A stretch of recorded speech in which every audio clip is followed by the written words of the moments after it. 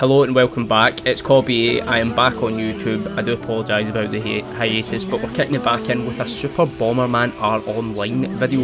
Now this game came out in 2017, and if you are like me, being brought up with Super Bomberman, you're going to absolutely love this. In this game, it is a 64-man battle royale across 16 different platforms, all fighting it out to be the number one. It is the number one OG Battle Royale, and it is here on Steam. It is free to play, and I think in this video you will see some of the mechanics and you should be picking this up. So let's tune in.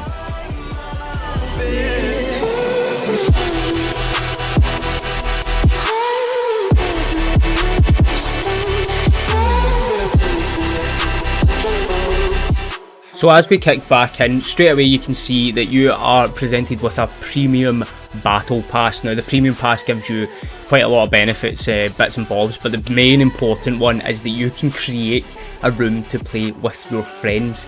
If you do get a good group of people, now I'm not saying that 5 people somebody should go and buy this. It might not be, you know, a big expense, but definitely for some casual fun games, you could probably just jump in and play a quick match. Now I've not actually seen if there is any options to have a party already made and jump in as a party, but it does look unlikely.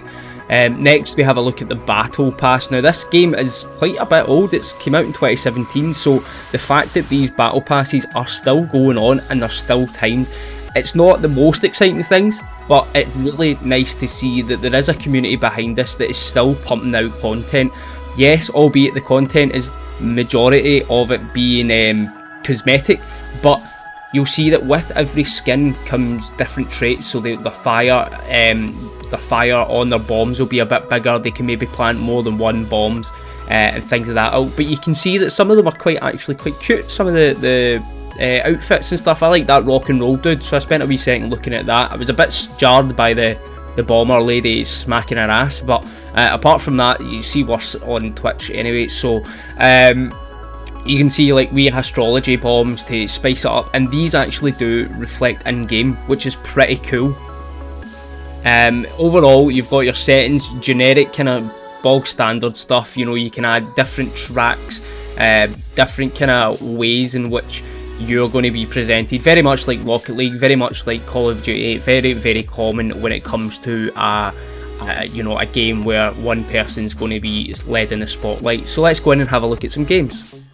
Now, when you're looking for a game, it can take anywhere between 1 and 3 minutes. I've not had any issues with finding a match yet.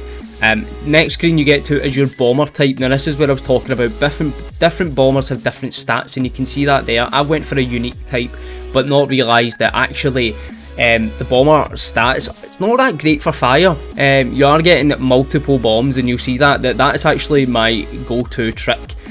With every character you do have more customization options when you're in there, including taunts, dances, celebrations, and different ilks. You can kind of decorate your bombs and things. That's where you put on your astrology, for example. Now these do save, it's not like you do it once and then that's it. Every time I picked the pink character, I was getting the pink bomb because I'd set that. Now I really like this kind of introduction screen. It's very cartoony, but it shows who you're fighting in your arenas. Now if you look, whilst we're playing this game, I do lose, so there's nothing exciting happening here, but you can see the different channels. Now this is all happening in live time, across 16 different platforms, and the timer up in the top middle is actually how long's left in this platform. It's not specifically your platform, but it can be any platform. I think it's roughly about 2 or 3 die every single countdown, so you need to move in between platforms so that you don't eventually lose, because they do get wiped out and eventually there's only one platform left. And then you'll see in this gameplay the ending of a match, and it's just as scary as it was back in the day when you were playing against bots. Now that's how I remember playing this game, was always against bots. And I'm not going to be the one to say it, but there is bots in this game, and it doesn't depress me, it doesn't make me any less inclined to play this game because there is bots in the game. In fact, it makes me want to play it more, because I know that if I want to play an online game, I don't need to wait for 63 other gamers. So you can see here we've moved on. The bots will do so too, and you can see different people, different names. Now in this section you can move to different platforms. Now I just keep going up and down because I'm off my nut. 4 platforms are now gone. and you can see there that the wall phase came in. So between phases, you can't plant bombs, you can't sabotage anyone, you can't hold or do anything like that. All you do is get to one area that you think you're quite comfortable in, find a space that's not going to have a block falling on top of your head, and then survive. Unfortunately for me in this game, I did get knocked right out of there. I was playing far too dangerously and I lost. Although I may have lost, there isn't a very, very extensive period of time between you jumping back and getting back onto it. So you can see again, back selecting a different type. I'm going for pink because it's nice balanced across the board, but you do have other options, and you can see here that you've got different attack type, speed type, and bomber type. So there is kind of one of those methods where it's not going to be the same game every time, but you will find your niche and you're going to kind of run the playing field from that. You're going to level that character up in some sense, you know, abilities. Now, abilities is something that I've not actually had the chance to look into because I've not played nearly enough to even justify saying, yeah, you should use X with Y and Y with X. But there is possibility to even further expand it. And, you know, the potential within this game, the thing for me is that it's Bomberman, right? And I'm not going to lie, Bomberman was one of my favourite games when I was younger. I've got it in nearly every single DS form, and the fact that it's came out on this is just class. The fact that it's free is class, and the fact that it is true Battle Royale sense is absolutely unreal. Again, in this game, you're not going to see me winning any games, right? I think my first game, I get put up against an entirety of bots, and I was absolutely ripping people to shreds. In this game, not so much. But you can see how slow-paced it kicks off to be, but you know, tricks there like what I've just done there will cause people dismay. Now, I'm picking up different icons here, and I've planted 3 big meaty bombs there and got myself a wee kill. That is the perks of it. When you kill somebody, they drop a life and it gives you a bonus life. Now, you only get 2. Don't think because I've picked that one up now I've got 3. That's what I thought. But it's not the case. You do just get 2, and this poor fella down at the bottom just got hobbed, man. I absolutely destroyed him, and I don't feel guilty at all. So we're into another movement phase. You can see it up in the top of your screen there. It tells you how many people's in the game, and again you can see on your screen now the different star icons means that these blocks have special blocks within them. So actually going to these is, you know, it's an incentive to do it, because you're going to get, you know, either a life or special, you know, punching gloves, or you never know. And that's the good thing about Bomberman's, they've kept very, very true to it. And here I go, dying down in the corner there, rest in pieces. But what I like about it is that it gives you the original icons. Nothing's been added to take away from the game. It is just true to what it is. Now, to finish us off, I'm going to summarise as to why you should be looking at this as a cool, fun, offline multiplayer sort of game. Now, I say offline multiplayer, obviously play it online. But these are the reasons why you should play this. Now, if you're obviously like me, you're sold already by the nostalgia trip, right? The trip of this being out and being available to play and free to play is an absolute smack in the face in terms of nostalgia. The way it looks is absolutely magnificent, and it just really brings home the old Nintendo DS Bomberman game that I have still never completed because they were so fucking difficult. I think I got level 60 odd on it, and you know, I really loved Bomberman, and you can tell because I just played this about 4 times and was like, making a video! So welcome if you have made it this far, thank you very much. You can see here that we're into the last 4 podiums, and the movement phase shows that 2 are going away and 2 is going to be left. Now this is where it's going to get absolutely mental. You look at how many players are left. We've got 12 people in 2 different locations. It's not going to move as simply as 6v6, but in some sense it can be. But you can see straight away here that this is just absolute anarchy on this side of the game. The other side, it's looking a bit more chilled out. There's 10 people left. You've got 4 over on that end. And I think you've got 6 here, but you just can't really tell because it does get a bit hectic. Even as a spectator, you're kind of like, oh my goodness.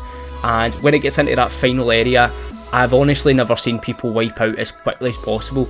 Now, I will say that this looks like it is an end game of bots, which is perfectly fine because honestly, some of their movements and stuff like that are just like very strange.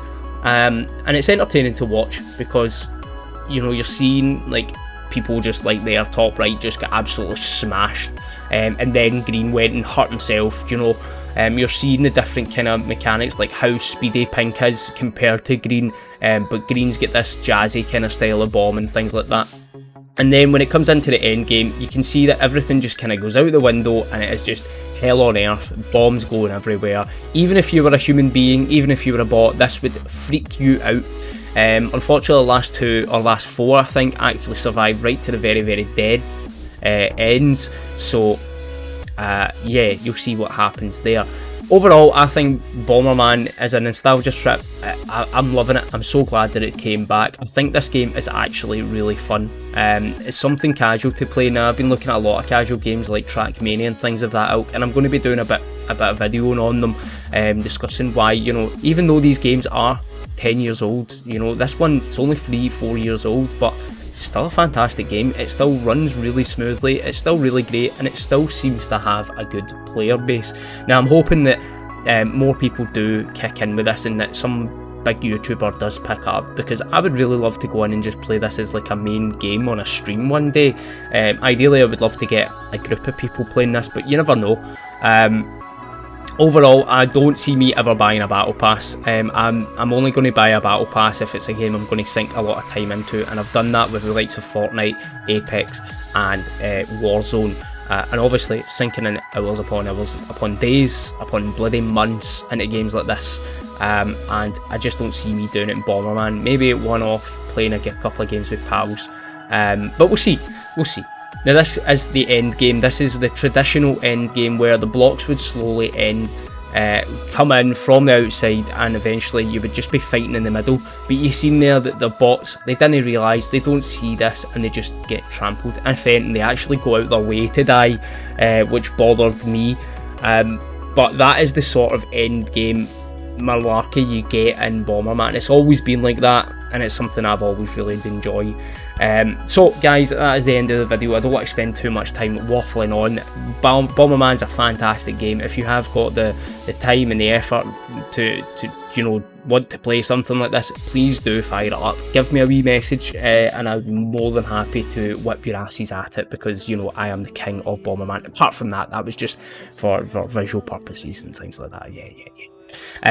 If you do like this video, please like and subscribe, and if you do want to see more, or you want me to review or try out new games, please just drop me a message. I will be over on twitch.tv/CobbyAyy. If you do like the dulcet tones of Scotland, I will be speaking them all the time through this voice box, and you're more than welcome to come in and enjoy. For me, peace and love. For you guys, get out of my pub.